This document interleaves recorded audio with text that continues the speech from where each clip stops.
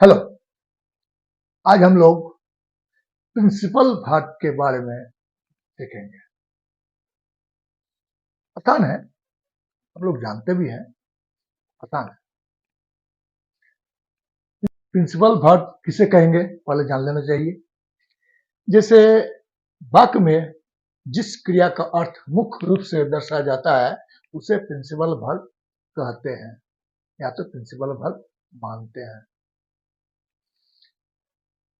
मुख्य क्रिया कहने से जिस क्रिया का अर्थ प्रधानता प्राप्त हो उसे प्रिंसिपल वर्ब हम लोग मानते हैं।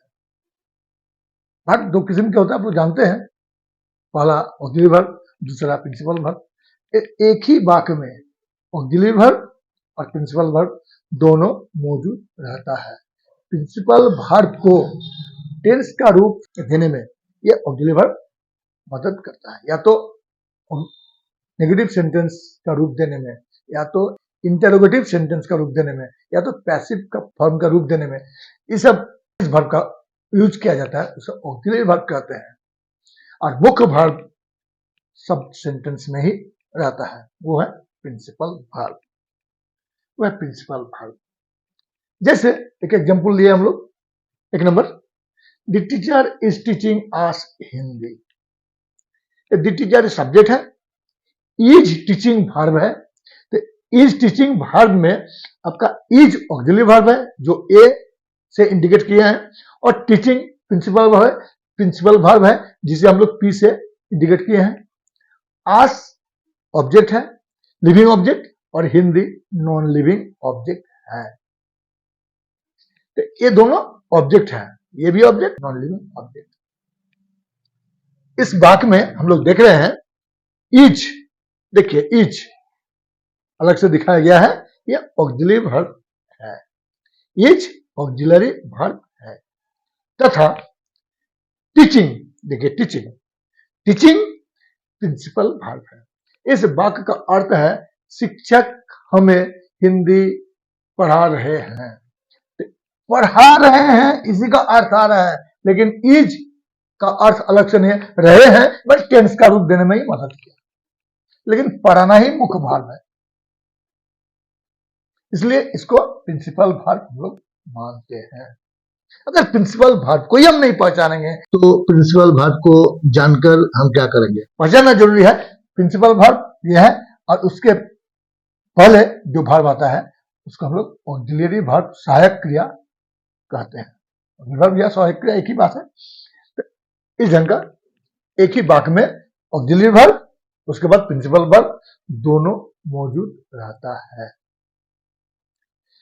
खैर अलग अलग ऑक्सिलरी वर्ब कभी कभी जगह चेंज होता है, वो स्थिति अनुसार बता दिया जाएगा, लेकिन साधारणतः ऑक्सिलरी वर्ब प्रिंसिपल वर्ब के पूर्व ही आता है। एक नंबर। दो number, car. My father has bot A car. एक दूसरा सेंटेंस है, माई फादर सब्जेक्ट है, हैज और बॉट दोनों वर्ब है, ए कार ऑब्जेक्ट है। तो हैज इस वाक्य में हैज ऑक्सिलरी वर्ब है और बॉट प्रिंसिपल वर्ब। संक्षेप में A means auxiliary verb, P means principal verb. तो ये भी यहां भी हम देख रहे हैं ऑक्सिलरी वर्ब प्रिंसिपल वर्ब के पूर्व आया है, और जो कि प्रेजेंट परफेक्ट का रूप देने में मदद किया है, हैज। इसलिए इसे हम लोग ऑक्सिलरी वर्ब कहेंगे, और बॉट आपका प्रिंसिपल वर्ब है। इस ढंग से हम इसे पहचान सकते हैं कि ऑक्सिलरी वर्ब और प्रिंसिपल, मेनली हम लोग प्रिंसिपल वर्ब के लिए ही इसको डिफर किए, नहीं तो दोनों तो प्रिंसिपल वर्ब नहीं होगा। पहचानने के लिए मैंने दो एग्जांपल ही काफी है। अब हम लोग प्रिंसिपल वर्ब कितने प्रकार के होते हैं, कैसे पकड़ेंगे, कैसे हम लोग पहचानेंगे कि ये प्रिंसिपल वर्ब है, वो भी जानना जरूरी है। जैसे प्रिंसिपल वर्ब को हम लोग 5 रूप में पाते हैं, यानी प्रिंसिपल वर्ब का 5 रूप होता है। Verb 1, verb 2, verb 3, verb 4, verb 5। पांचों रूप को अपना याद रखते हुए या समझते हुए आगे बढ़ना है। कब कौन रूप लगेगा वो ग्रामर के अनुसार हम लोग को जहां जैसा जरूरत होगा पांचों रूप को हमको याद रखना है, समझना है, किस रूप को कैसे परिवर्तित किया जाता है जानकारी होना चाहिए। तो वर्ब वन जो होता है, वर्ब वन के साथ डू जुड़ा हुआ रहता है, ये जानकारी होना चाहिए। अर्थात अगर गो एक भाग, मान लिए गो, किसी भी भाग को लेकर हम चल सकते हैं, तो ये एक भाग को ले लिए गो, गो प्लस टू जुड़ने से वर्ब वन बनेगा, यानी गो बनेगा।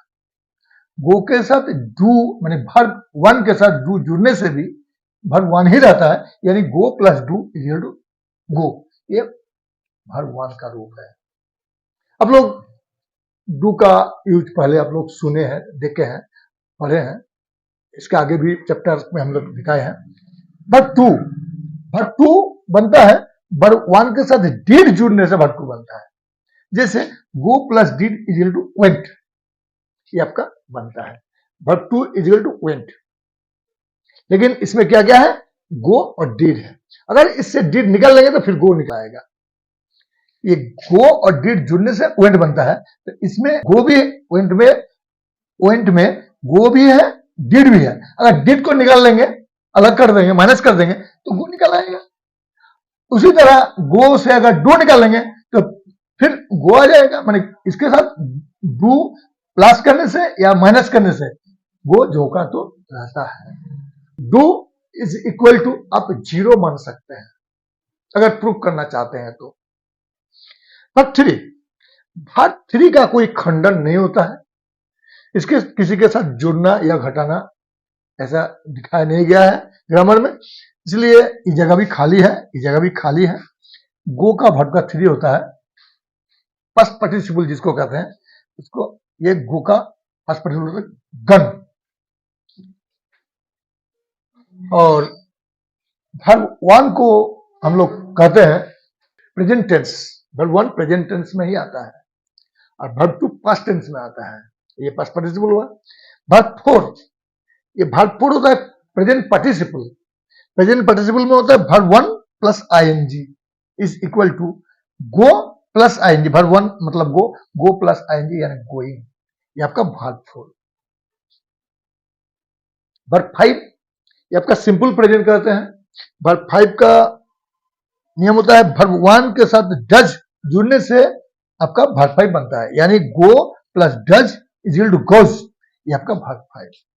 इस ढंग से हम लोग वर्ब वन यानी प्रेजेंट टेंस, वर्ब टू यानी past tense, verb three past participle, verb four present participle और वर्ब फाइव सिंपल प्रेजेंट, इस ढंग से हम लोग प्रिंसिपल वर्ब को पांच रूप में हम लोग पाते हैं, या प्रिंसिपल वर्ब का पांच रूप होता है।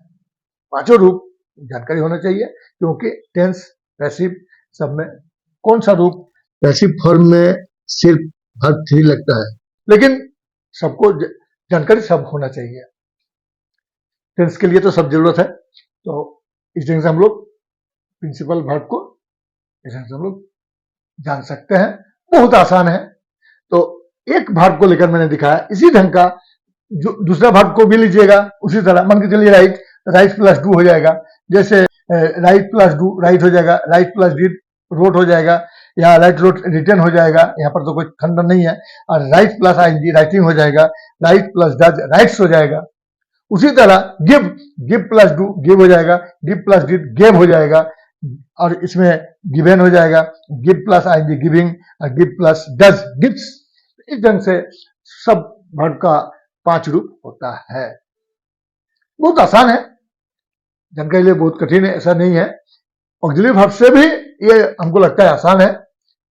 ऑक्सिलरी वर्ब का इसमें भी दिखाया गया, ये ऑक्सिलरी वर्ब है, ये ऑक्सिलरी वर्ब है, ये भी ऑक्सिलरी वर्ब है, इसमें भी दिखाया गया। और डू डज डिड का निकलना तो हम अलग से क्लास ही कर दिए हैं, तो हम लोग सीख सकते हैं। प्रिंसिपल वर्ब इस ढंग का होता है, प्रिंसिपल वर्ब का पांच रूप होता है। आज इतना ही।